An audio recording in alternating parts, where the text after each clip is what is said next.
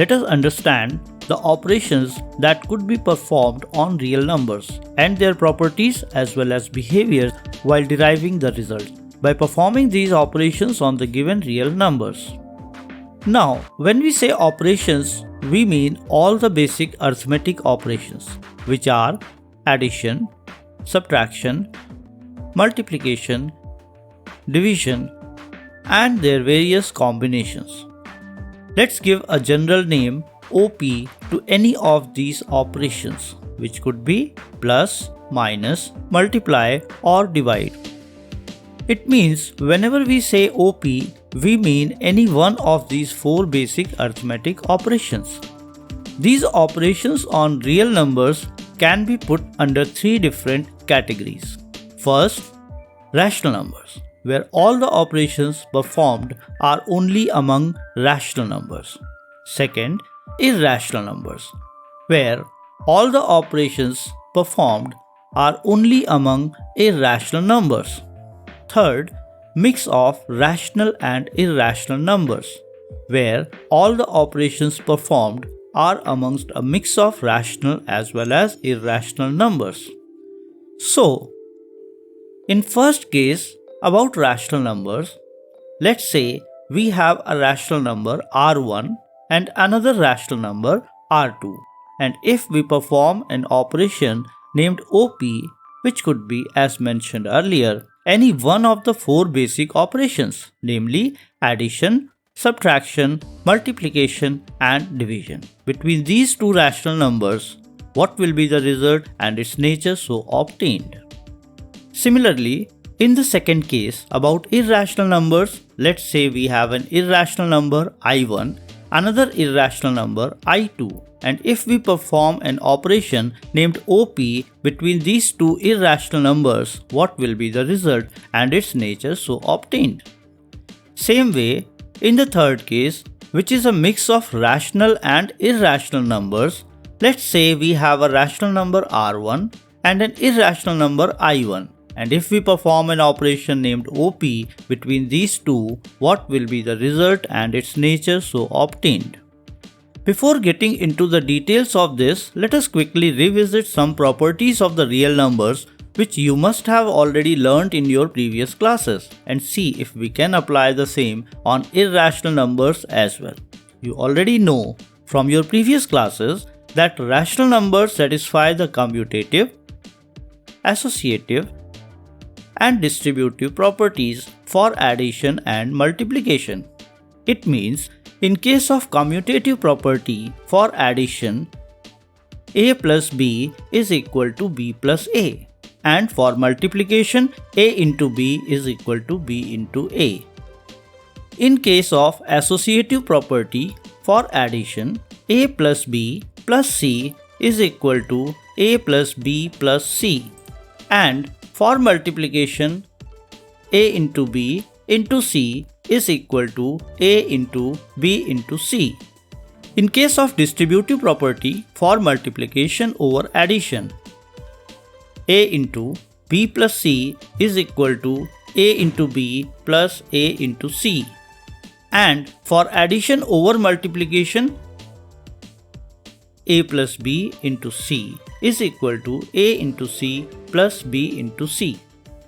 Now, in addition to these properties applicable on rational numbers, irrational numbers also satisfy the commutative, associative, and distributive properties for addition and multiplication.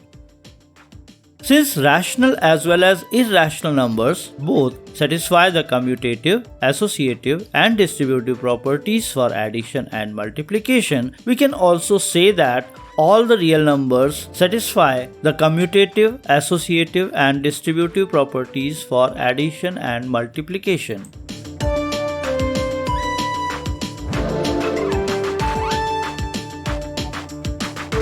Now, let's get back to the operations on real numbers. First, rational numbers. R1 OP R2 is equal to what? Remember it. All the arithmetic operations among rational numbers gets us a rational number.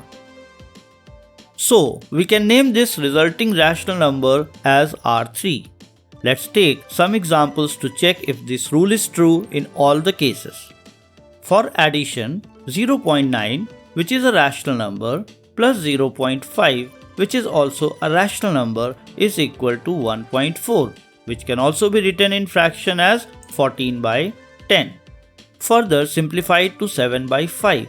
Here, numerator 7 can be considered as p, denominator 5 as q, fits in p by q format where p and q are integers and q is not equal to 0. Thus, this is a rational number. Next, for subtraction, 0.9 minus 0.5 is equal to 0.4, which can also be written in fraction as 4 by 10, further simplified to 2 by 5. Here, numerator 2 can be considered as p, denominator 5 as q, fits in p by q format where p and q are integers and q is not equal to 0. Thus, this also turns out to be a rational number. Next, for multiplication, 0.9 into 0.5 is equal to 0.45, which can also be written in fraction as 45 by 100, further simplified to 9 by 20. Here, numerator 9 can be considered as p, denominator 20 as q, fits in p by q format where p and q are integers and q is not equal to 0. Thus, this also turns out to be a rational number.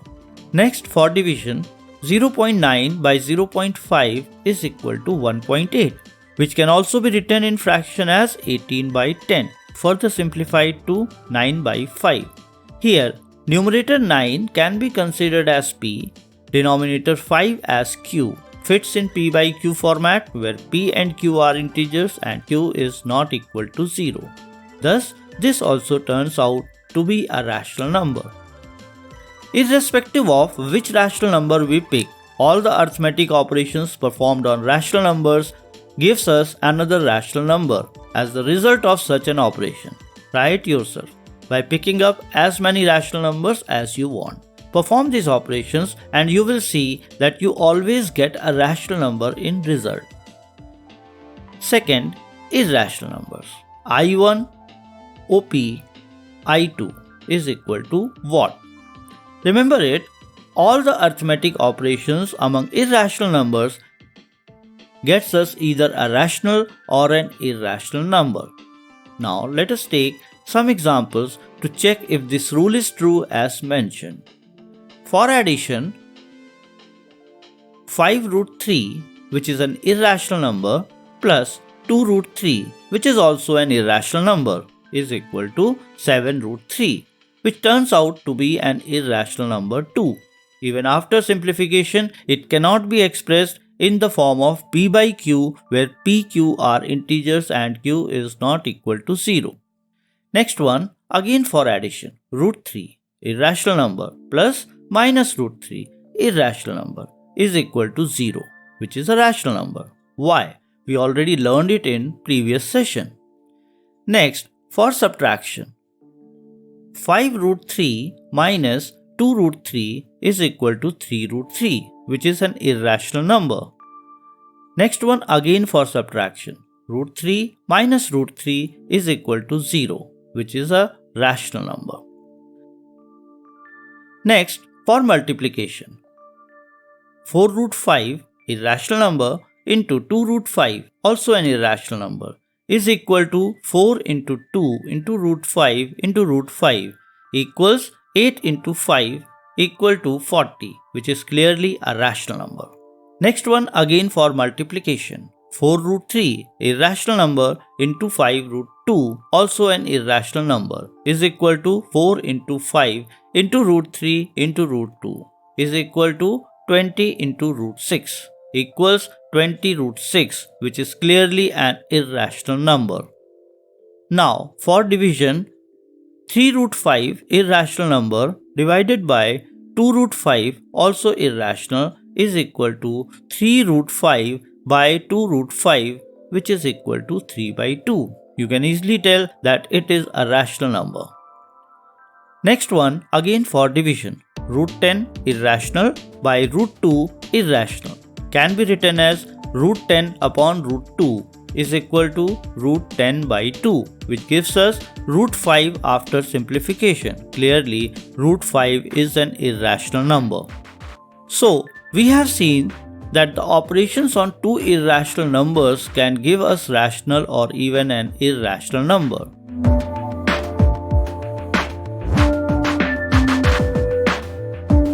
Third, mix of rational and irrational numbers. R1 OP I1 is equal to what? Remember it, all the arithmetic operations among a mix of rational and irrational numbers gets us irrational numbers, although with some exceptions involving the rational number 0, where we get rational numbers in results too. Now, let us understand and validate if whatever is mentioned above is really true with the help of some relevant examples. For addition, 3, which is a rational number, plus root 5, which is an irrational number, is equal to 3 plus root 5, which is clearly an irrational number. For subtraction, 3 minus root 5 is equal to 3 minus root 5, which is again an irrational number. If you simplify these final results into their decimal expansion form, you will get non-terminating, non-repeating decimals, thus irrational numbers. For multiplication, 3 into root 5 is equal to 3 root 5, which is again an irrational number. Now, we have an exception here. When the rational number is 0, which means 0 into root 5, we get the product as 0, which is clearly a rational number. For division, 3 by root 5 is equal to 3 upon root 5. Multiplying by root 5 in both the numerator as well as denominator respectively, we get 3 root 5 upon 5, which clearly turns out to be an irrational number. Now, we have an exception in this case as well. When the rational number is 0 and is the numerator only, 0 by root 5 is equal to 0 upon root 5, which equals 0, which is clearly a rational number. Please understand that we can't take 0 in the denominator because division by 0 is undefined. We have already talked about it in the previous session. So, in operations with a mix of rational and irrational numbers, the result is an irrational number mostly. Accept rational number as an exception when R1 is equal to 0, means 0 as the numerator only, never in the denominator. We can quickly summarize the operations between rational and irrational numbers for a better understanding. Rational plus irrational is equal to irrational. Rational minus irrational is equal to irrational. Rational into irrational is equal to irrational. But rational as an exception when R is equal to 0. Rational upon irrational is equal to irrational. But rational as an exception when R is equal to 0. Please also keep in mind that we can switch between rational and irrational in each case, which means the first number could be irrational while the second as rational, along with what we have just learned. Although, don't forget that no division by 0. Dividing an irrational number or even rational number, 0 is undefined.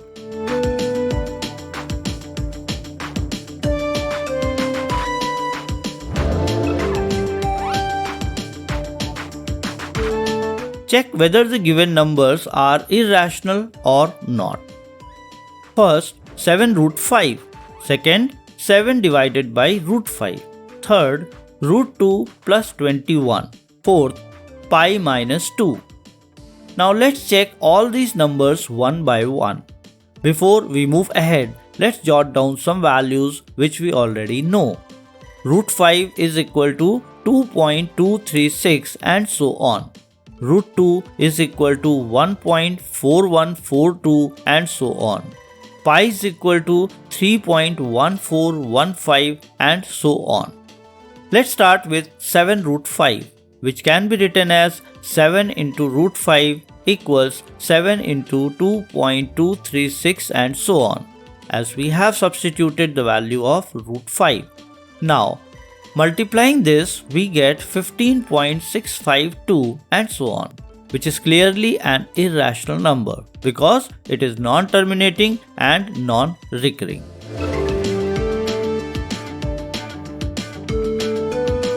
Now, let's pick up 7 divided by root 5. Multiplying by root 5 in numerator as well as denominator. Why? Because root 5 by root 5 is 1, and so the value of the original fraction remains unchanged by this multiplication. We get 7 root 5 divided by root 5 into root 5, which equals 7 root 5 upon 5, as root 5 into root 5 gives us 5. You see, we got a rational number in the denominator, which is 5 in this case, and this was the reason. We multiplied root 5 in both numerator and denominator. Makes it easier to simplify further. Now, if you check back, we have just simplified 7 root 5 in our first example, which came down to 15.652 and so on. Now, we can write this instead of 7 root 5, which is 15.652 and so on. Divided by 5, we get 3.1304 and so on. Again, this turns out to be an irrational number because of its non-terminating and non-recurring nature. Next we have root 2 plus 21 equals 1.4142 and so on plus 21. Adding this, we get 22.4142 and so on, which is again an irrational number because of its non-terminating and non-recurring nature. It was quite simple and easy, isn't it? Now we have pi minus 2 equals 3.1415 and so on minus 2. Subtracting, we get 1.1415 and so on, which again turns out to be an irrational number because of its non-terminating, non-recurring nature. So, we see all the given numbers here are irrational numbers. Let's take our second example. Add 2 root 2 plus 5 root 3 and root 2 minus 3 root 3. 2 root 2 plus 5 root 3 plus root 2 minus 3 root 3 equals 2 root 2 plus 5 root 3 plus root 2 minus 3 root 3. Now if you see, we have two terms with root 2 in them, 2 root 2 and root 2, while two terms with root 3 in them, which are 5 root 3 and 3 root 3. Writing down similar terms together, we get 2 root 2 plus root 2 plus 5 root 3 minus 3 root 3 equals, taking root 2 as common for first two terms, we get root 2 into 2 plus 1 plus, taking root 3 as common for the next two terms, we get root 3 into 5 minus 3 equals root 2 into 3 plus root 3 into 2 equals 3 root 2 plus 2 root 3, and that's our final result for the given addition. Now let's look at our example 3. Multiply 6 root 5 by 2 root 5. It's quite simple and easy. Let's do it. 6 root 5 into 2 root 5 equals 6 into root 5 into 2 into root 5. Check that we have two integers, 6 and 2, and two roots, root 5, 2 times. Writing integers together and roots together, we get 6 into 2 into root 5 into root 5, which gets us 6 into 2 as 12 and root 5 into root 5 as 5, equals 12 into 5, which equals 60, and that's the final result. Now our next example. Divide 8 root 15 by 2 root 3. Let's solve it. 8 root 15 divided by 2 root 3 can be written as 8 root 15 upon 2 root 3 equals 8 into root 5 into 3, as 15 is the product of 5 and 3, upon 2 into root 3 equals 8 into root 5 into root 3. Root 5 into 3 can be written as root 5 into root 3 upon 2 into root 3. Root 3 in the denominator and root 3 in numerator cancel out each other, and 2 in denominator cancels 8 in the numerator, giving us 4, which equals 4 into root 5. Thus we get the final result as 4 root 5. Let's get to our next example. Prove that root 3 minus root 2 is an irrational number. We have learned how to find and check for irrational numbers by simplifying it. Using that method, you can simply find the value of root 2 and subtract it from the value of root 3. Check the result for irrational number and you are done. But here, we are going to take a different method, where we will prove it as an irrational number without simplifying. To find the final value, let's see how to do it. Let's assume that root 3 minus root 2 is a rational number and name this number as x. Mind you, this is just an assumption for now and we have to validate if this assumption holds true or not further down the solution. Therefore, x is equal to root 3 minus root 2. Taking square of both the sides, we get x whole square is equal to root 3 minus root 2 whole square. Now, taking the identity a minus b whole square is equal to a square plus b square minus 2ab, we get x square is equal to root 3 square plus root 2 square minus 2 into root 3 into root 2 equals 3 plus 2 minus 2 root 3 root 2 equals 5 minus 2 root 6, which implies x square minus 5 is equal to minus 2 root 6. Multiplying by minus 1 on both the sides, we get minus x square plus 5 is equal to 2 root 6, which can also be written as 5 minus x square is equal to 2 root 6, implies 5 minus x square by 2 is equal to root 6 by cross multiplication. Let's check what is the nature of 5 minus x square by 2. Since x is a rational number, as assumed, x square will also be a rational number. Therefore, 5 minus x square will also be a rational number, which means 5 minus x square upon 2 will also be a rational number. But root 6 is an irrational number. We know that already, right? So now we have 5 minus x square upon 2 is equal to root 6, which turns out to be a contradiction, as this rational number 5 minus x square by 2 is not equal to the irrational number root 6. Thus, rational is not equal to irrational in this case. It means our assumption was wrong. Since we assumed root 3 minus root 2 is a rational number, which is wrong, therefore root 3 minus root 2 is not a rational number. Thus, root 3 minus root 2 is an irrational number, QED, hence proved. Now, let's move on to the next part of this session.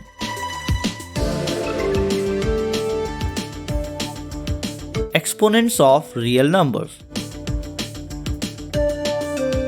Let's find the roots of 4 different numbers to understand the following concept in an easy manner, but not just the square roots for all.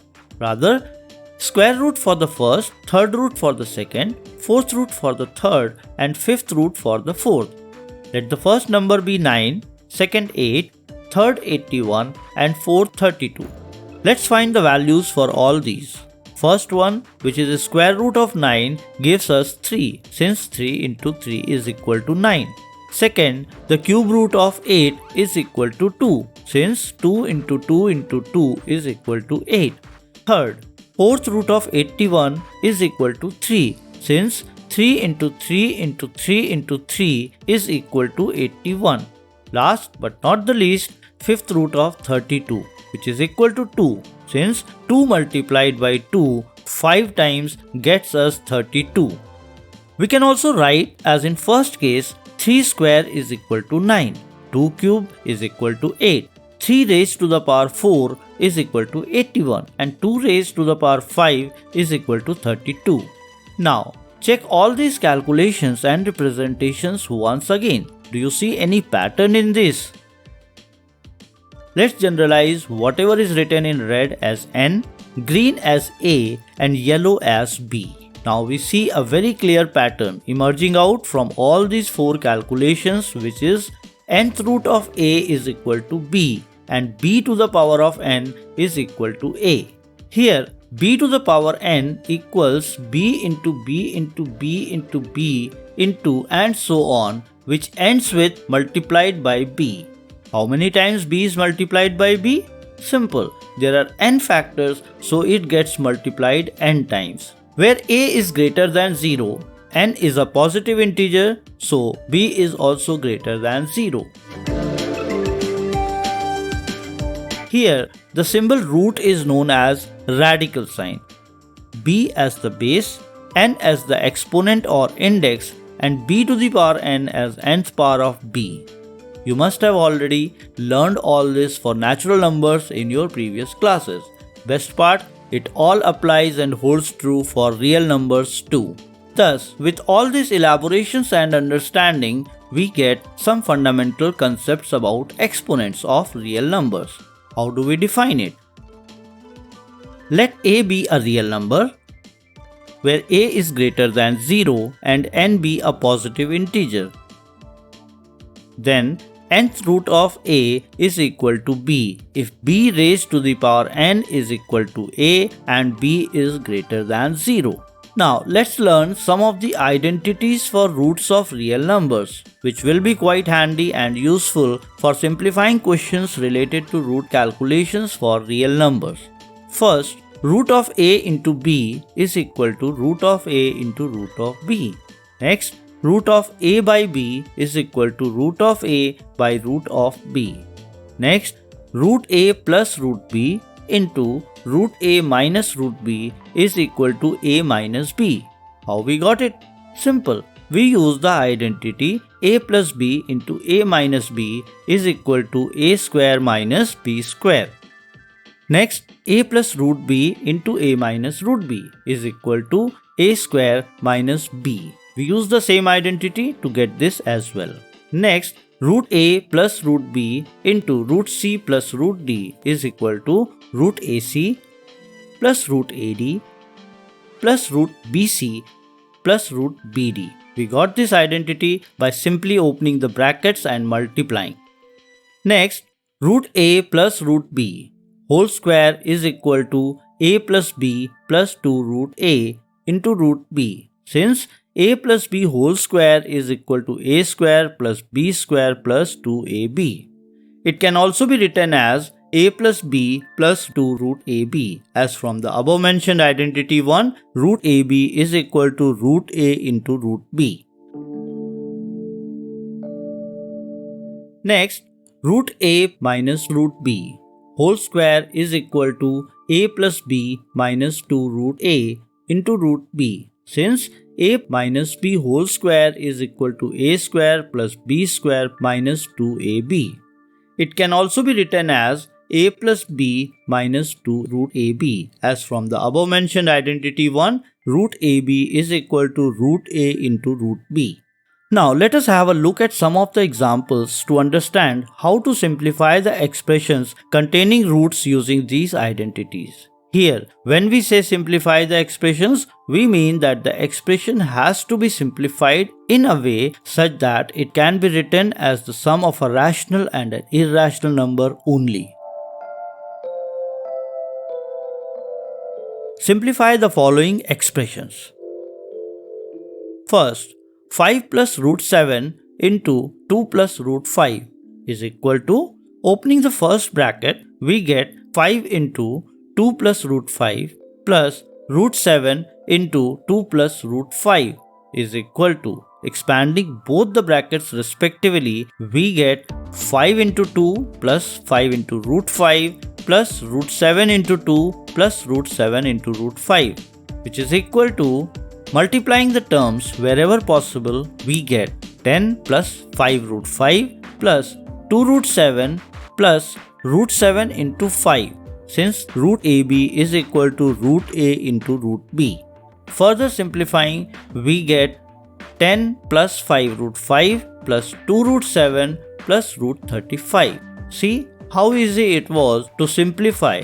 Just apply the identities wherever it fits. Now let's move on to our second example. 5 plus root 5 into 5 minus root 5. As per the identity, a plus root b into a minus root b is equal to a square minus b. Here 5 is a, root 5 is b. Very clearly visible in the given expression. Therefore 5 plus root 5 into 5 minus root 5 is equal to 5 square minus 5, which is equal to 25 minus 5 equals 20. See, we solved this one too very easily. Let's look at our third example. Root 3 plus root 7 whole square. Since root a plus root b whole square is equal to a plus b plus 2 root ab. Therefore, root 3 plus root 7 whole square is equal to 3 plus 7 plus 2 root 3 into 7. Simplifying it further, we get 10 plus 2 root 21. Now let's quickly jump to our next example. Root 11 minus root 7 into root 11 plus root 7. Since a minus b into a plus b is equal to a square minus b square. Here it is clearly visible that root 11 is a and root 7 is b. Thus, using the identity, root 11 minus root 7 into root 11 plus root 7 is equal to root 11 square minus root 7 square, which equals 11 minus 7, that comes out to be 4. Next comes our example number 5. 3 plus root 3 into 2 plus root 2 is equal to, expanding the first bracket, we get 3 into 2 plus root 2 plus root 3 into 2 plus root 2. Opening both the brackets in the next step, we get 3 into 2 plus 3 root 2 plus root 3 into 2 plus root 3 into root 2. Simplifying it further, we get 6 plus 3 root 2 plus 2 root 3 plus root 3 into 2. Since root AB is equal to root A into root B equals 6 plus 3 root 2 plus 2 root 3 plus root 6. Our next example says simplify root 11 minus root 5 whole square. Since root a minus root b whole square is equal to a plus b minus 2 root ab, applying this identity to our question, we get root 11 minus root 5 whole square is equal to 11 plus 5 minus 2 root 11 into 5. Simplifying it further, we get 16 minus 2 root 55. Join the next session to understand and learn the concepts of rationalizing the denominator as well as the laws pertaining to the exponents for real numbers, along with many relevant examples to get a better understanding of what you grasped during the session. Subscribe the channel to get notified as soon as the next session goes live. Although you are advised not to subscribe this channel if you are not ready to practice solving these questions yourself. You just can't learn maths by watching this or any other video or tutorial. Maths is all about practice, practice and practice. Subscribe the channel, like the video if you are in love with maths, or at least you are ready to fall in love with maths. Appreciate the efforts behind delivering the session only and only if you really mean it. I will help you understand all the fundamental mathematical concepts in your course before anything else. It is the key behind working out the solutions to all the maths problems yourself. Furthermore, I will also help you understand the processes, tips and tricks, steps and procedures to derive the solutions for all the maths problems in your course. If you keep practicing and following, you will learn how to crack and solve all of it yourself. Remember, the more you practice, the more you learn. Please leave your queries, if any, in the comments and I will try to cover it in the upcoming sessions. Believe me, study more, not anymore.